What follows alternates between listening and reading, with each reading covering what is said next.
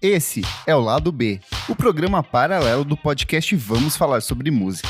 A cada nova edição, uma lista com 10 recomendações incríveis relacionadas ao universo musical. No programa de hoje, 10 discos para conhecer o City Pop.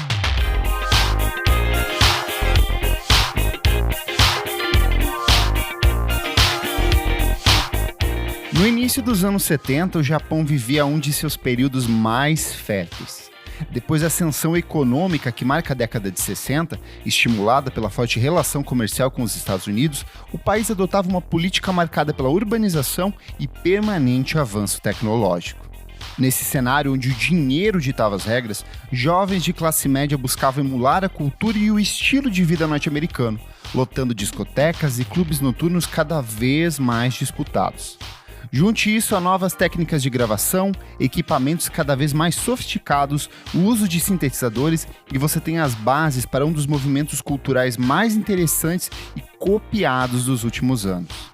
É hora de calçar os sapatos, vestir sua melhor roupa e se jogar nas pistas ao som do City Pop, estilo que abasteceu a música pop do Japão entre a segunda metade dos anos 70 e o final da década de 80. Eu sou o Kleber Fak e trago hoje 10 discos para conhecer esse estilo marcado pelo uso de versos bilíngues, arranjos sublimes e vozes que continuam a ecoar em uma série de lançamentos recentes. 10. Toshiki Kadomatsu, After Five Clash, de 1984. 4 décadas de carreira, mais de 30 trabalhos de estúdio, dezenas de participações em registros lançados por outros artistas, coletâneas, trilhas sonoras e uma infinidade de composições avulsas. Se existe uma pessoa que circulou por diferentes esferas da cena japonesa, esse alguém é o multi-instrumentista, compositor e arranjador Toshiki Kadomatsu. Dono de uma extensa discografia que se acumula desde o início dos anos 80, o músico parece ter alcançado um ponto de equilíbrio entre o pop litorâneo dos anos 80, a música disco e os temas eletrônicos que têm sido explorados desde o fim da década de 70. Mas em uma discografia tão vasta, qual o melhor caminho para se aventurar pelas criações do Kadomatsu? A resposta está em um disco de 1984 chamado After Five Clash. São pouco mais de 40 minutos em que o artista japonês se une a um vasto time de instrumentistas para produzir um registro que é um verdadeiro espetáculo sonoro. São naipes de metais, arranjos de cordas, camadas de sintetizadores e captações mundanas que ampliam os limites da obra. A própria imagem de capa do disco, com um salto alto em movimento, a cidade iluminada durante a noite e o músico devidamente trajado sintetizam parte do espírito da época. No repertório, músicas como a crescente Airport Lady, Midnight Girl e baladas românticas como Will You Wait For Me, típicas do período. Um precioso exercício criativo que seria ampliado 3 anos mais tarde, com o também excelente She Is The Lady, de 1987.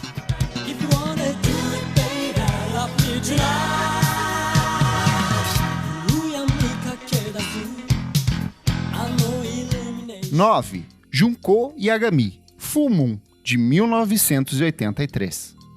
O último disco de Junko Yagami pelo selo Discomate, responsável pela distribuição dos trabalhos do ABBA no Japão, Full Moon é um típico registro do início dos anos 80. Menos influenciado pela atmosfera dançante da década de 70, o álbum inaugurado pela nostálgica Follow Me nasce como uma síntese clara de tudo aquilo que a cantora e compositora de Nagoya busca desenvolver ao longo do trabalho.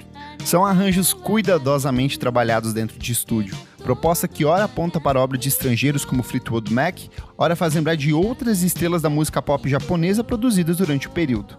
O destaque, como outros lançamentos da mesma época, acaba ficando por conta da própria voz da Yagami. São notas longuíssimas e sempre afinadas, cuidado que fica ainda mais evidente em canções como Naturally e na própria faixa título do disco. Some a isso o uso complementar dos sintetizadores, saxofones sempre sensuais e vozes em coro que passeiam durante toda a execução do trabalho.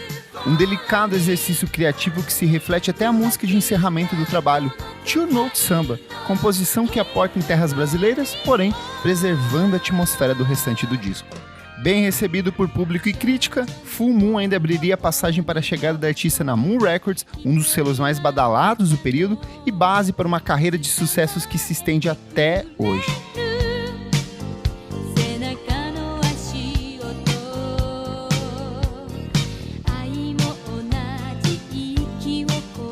8. Takako Mamiya, Love Trip, de 1984. No início dos anos 90, o city pop perdeu bastante força e novos estilos como o hip hop, a música eletrônica e o rock passaram a orientar de forma ainda mais expressiva a cena musical japonesa. Como resultado, diversos lançamentos antes cultuados foram renegados e descartados pelo público. Registros e artistas muitas vezes contratados apenas para estrelar um disco com um pseudônimo acabaram se perdendo, desaparecendo por completo na transição das gravadoras do meio analógico para o digital. Nesse processo, cópias físicas de discos que permaneceram intactas se transformaram em objetos de desejo para colecionadores e artistas misteriosos passaram a ser cultuados. É o caso de Takako Mamiya e o disco Love Trip de 1984. Um dos trabalhos mais sensíveis do período, o álbum que foi relançado em 2019 traz pouquíssimas informações sobre a misteriosa artista que estampa a imagem de capa do álbum. Mesmo o jornalista que trabalhou no relançamento do disco teve dificuldades em encontrar outras informações sobre a cantora que optou por seguir uma vida longe dos holofotes. Ainda assim, o disco de 10 faixas, que conta com cópias vendidas a preços altíssimos no Discogs, encanta pela sensibilidade dos temas e profunda entrega sentimental da artista. São canções de amor que vão do soft rock ao jazz de forma sempre detalhista. Vem justamente de Love Trip uma das minhas canções favoritas do período, que é Chinese Restaurant, uma historieta romântica que parece feita para encantar o ouvinte.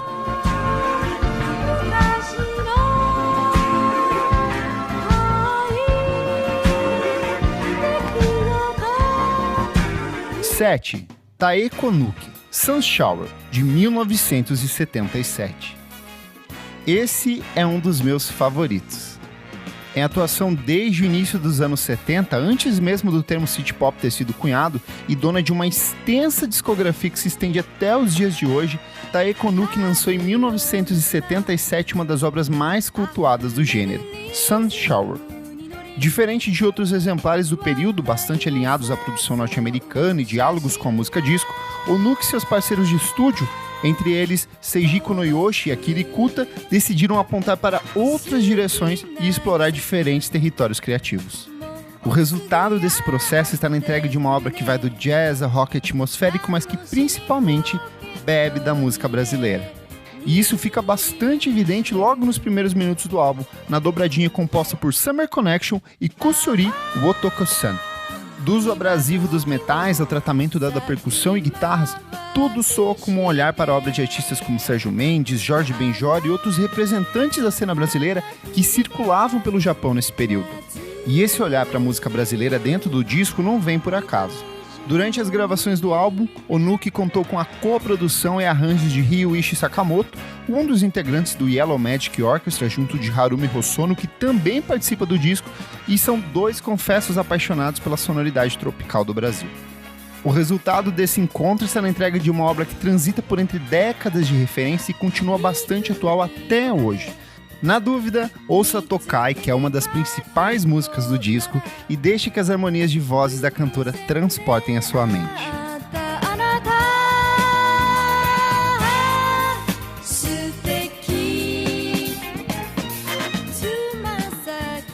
6. Mai Yamane, Tassogare, de 1980.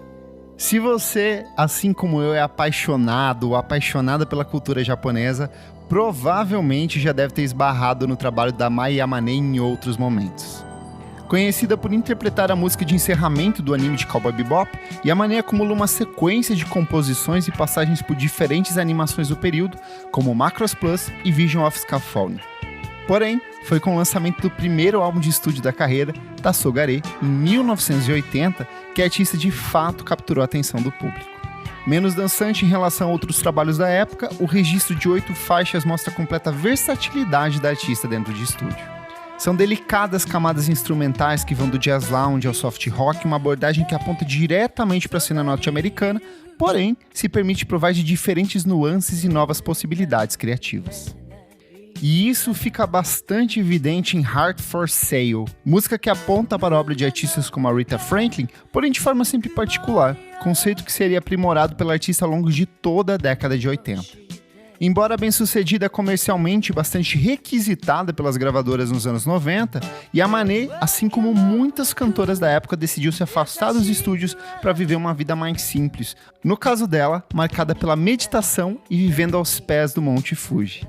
Claro que isso não impediu que a cantora fosse redescoberta e mais uma vez cultuada pelo público. Exemplo desse permanente sucesso e constante redescoberta da artista aconteceu em 2017, quando uma versão vazada da música PC Pumper, parceria entre os rappers Young Nudy e Playboi Carti, que continha samples de Tassugare, alcançou uma posição de destaque no top 50 do Spotify viral.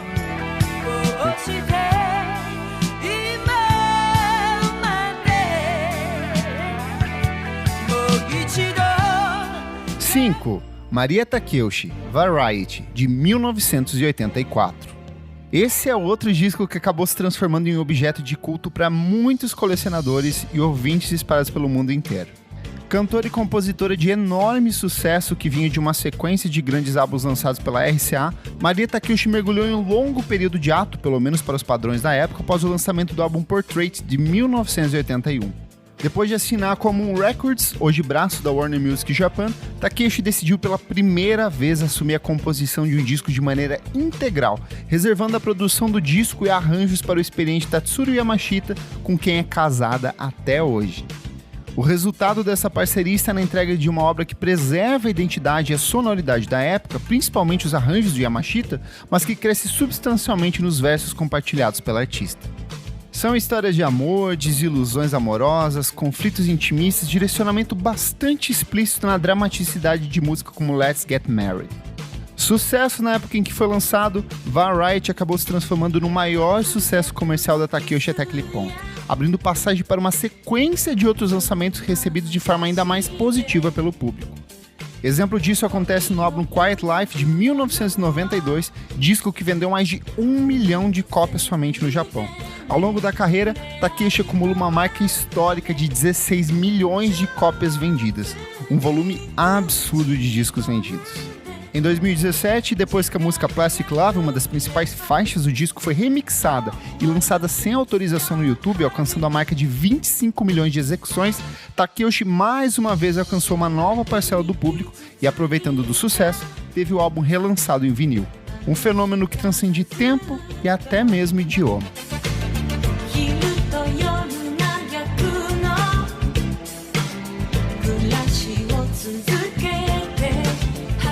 4. Eishi Otaki, A Long Vacation, de 1984. Quando a gente fala sobre city pop, é bastante comum pensar nesse movimento cultural como uma interpretação tardia da música disco no Japão. Mas quando a gente mergulha de vez no estilo, começa a perceber que se trata de um conceito criativo muito mais amplo. São trabalhos que vão da bossa nova ao jazz, do soft rock ao funk, uma abordagem sempre sofisticada. E nesse universo de interpretações e resgates conceituais, alguns artistas vão ainda mais longe, resgatando elementos da música pop produzida nos anos 50 e 60. São harmonias de vozes e temas litorâneos de artistas como The Beach Boys e até técnicas de gravação típica dos registros apresentados por Phil Spector. E é exatamente isso que você encontra no álbum A Long Vacation, de 1984. Obra-prima do cantor, compositor, multi-instrumentista e arranjador Eishi Otaki, o trabalho de 10 faixas parte de uma combinação de ideias que costura 3 décadas de referências de forma sempre detalhista, muito minuciosa. São coros de vozes, instrumentos de sopro, percussão e pequenos acréscimos que tornam a experiência de ouvir o disco sempre satisfatória. É como se Otaki fosse capaz de emular a atmosfera de clássicos como Pet Sounds, porém dentro de uma linguagem particular e ainda mais minuciosa. Parte desse esmero no processo de composição do disco vem do esforço do próprio Otaki em colaborar com dezenas de instrumentistas dentro de estúdio, entre eles o sempre brilhante Harumi Hosono. Não por acaso, esse é um disco que ano após ano tem sido redescoberto pelo público e fascinado outros artistas.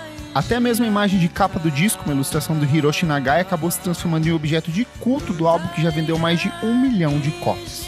Se você é apaixonado ou apaixonada pela música dos anos 60, comece por esse disco.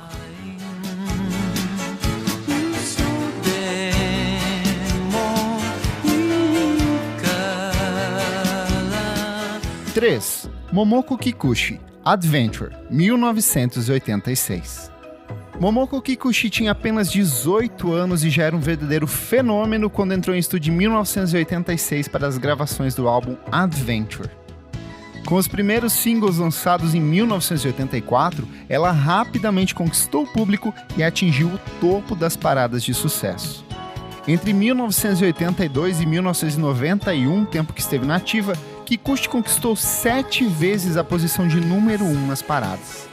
Estima-se que nesse período ela tenha vendido mais de 4 milhões de cópias entre singles e discos, o que é uma marca bastante expressiva. Em uma tentativa de se livrar dessa imagem de idol, que são essas garotas que acabam vendidas muito mais pela imagem hipersexualizada do que pelo talento, a cantora se juntou ao produtor Tetsuji Hayashi para o que talvez seja sua obra mais completa e uma das minhas favoritas. Do momento em que tem início na instrumental música de abertura até alcançar a derradeira Tomorrow, cada uma das 10 músicas de Adventure encanta pelo minucioso processo de produção e sentimento expresso nas faixas. São canções de amor e momentos de maior vulnerabilidade, proposta que orienta a parte expressiva do repertório apresentado ao longo do disco. A principal diferença em relação a outros exemplares do gênero está na forte homogeneidade do disco, como se cada composição servisse de passagem para a música seguinte. Apesar do sucesso em torno do disco e de outros lançamentos, Kikuchi acabou se distanciando dos palcos, mas seguiu com uma carreira de atriz muito bem sucedida. Em 2020, além do relançamento do disco e uma nova prensagem em vinil, Kikuchi também apareceu na coletânea Pacific Breeze 2, que tem resgatado a obra de diversos outros artistas da época e é muito interessante de se ouvir.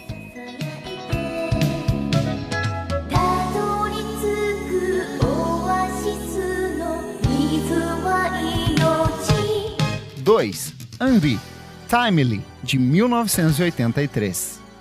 Se você pesquisar em qualquer fórum ou lista de recomendações com alguns dos melhores exemplares do City Pop, um disco estará garantido: Timely, de 1983. Grande obra da cantora e compositora Eiko Kawashima, a Henri, que continua nativa até hoje, o disco nasce com uma combinação do que é de mais colorido e festivo na música produzida na época. Catapultado pelo sucesso em torno de Windy Summer e I Can't Stop the Loneliness, o álbum passeia por entre ritmos de forma sempre efusiva e muito detalhista.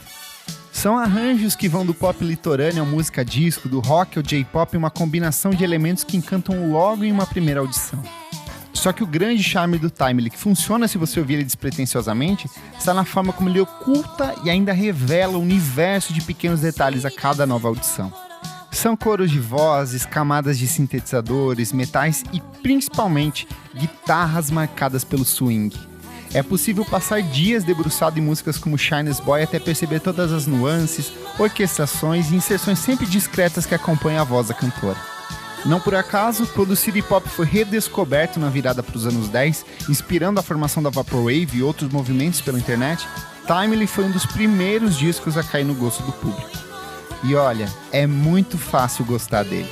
É como se a atmosfera ensolarada que estampa a imagem de capa fosse transportada para dentro do disco, garantindo o contraste com as letras sempre apoiadas em romances fracassados e desilusões sentimentais. Não sabe por onde começar dentro dessa lista? Pega esse disco que não tem erro.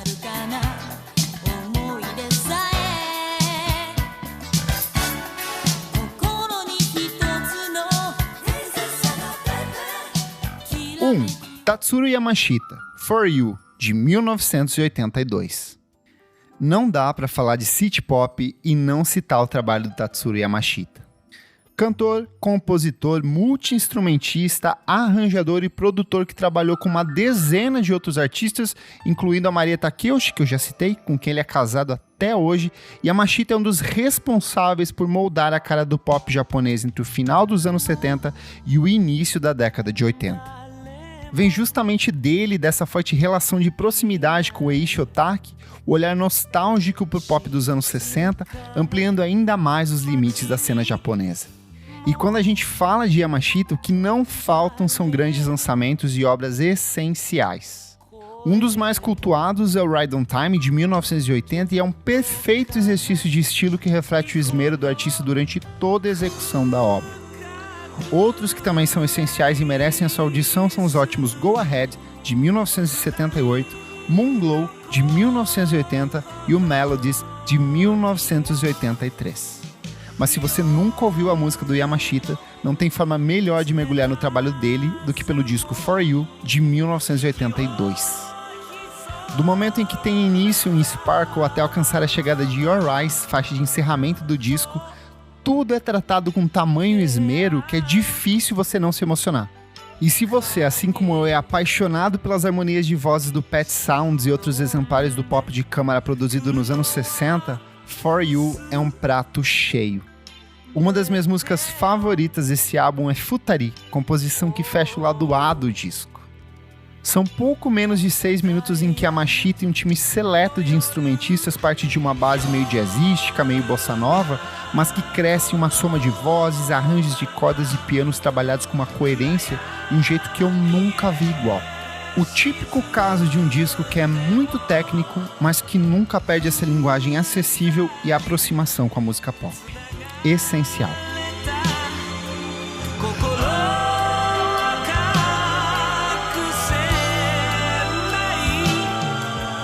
E aí, prontos para mergulhar de cabeça nesse universo fantástico do City Pop? A lista completa com todos os discos que eu recomendei aqui você encontra na descrição desse programa. Aproveita e já segue o nosso podcast na sua plataforma de streaming favorita, essa mesmo que você está ouvindo.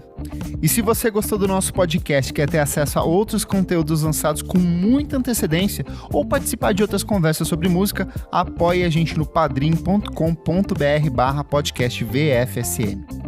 Por apenas R$5 por mês você participa do nosso grupo fechado para assinantes e assiste às gravações ao vivo dos programas.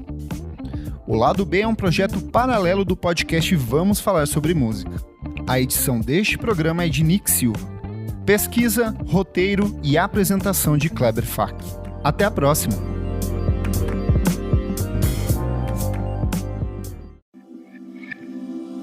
Esse podcast foi editado por Nick Silva.